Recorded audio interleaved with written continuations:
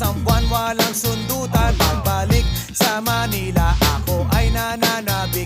Mabaliw-baliw ako sa kanyang mga halik.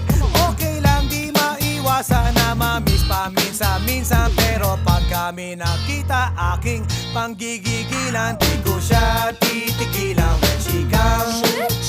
Di ko siya titigilan when she comes.